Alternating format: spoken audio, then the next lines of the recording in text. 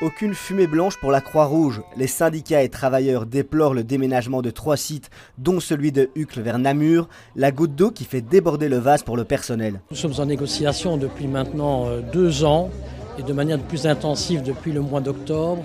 Et donc on n'obtient pas, il y a une concertation sociale mais qui n'est pas respectée. On nous écoute, nous faisons des propositions, la direction en fait, et au final, lors du dernier CE, on nous annonçait qu'il n'y avait pas de moyens et que rien ne pouvait être fait pour le déménagement. En plus de ces changements, les travailleurs dénoncent des conditions de travail précaires. Selon eux, le problème est beaucoup plus global au sein de l'organisme. Il y a beaucoup de collègues qui sont absents, malades. On ne trouve pas forcément des collègues pour remplacer les personnes qui s'en vont.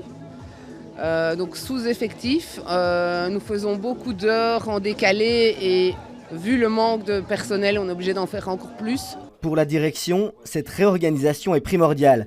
Elle permettrait d'optimiser un peu le fonctionnement de la Croix-Rouge. Un endroit moderne qui nous permet de coordonner toutes nos activités dans une centaine de maisons Croix-Rouge réparties dans les communes de Belgique. 13 départs secours, 25 centres ADA.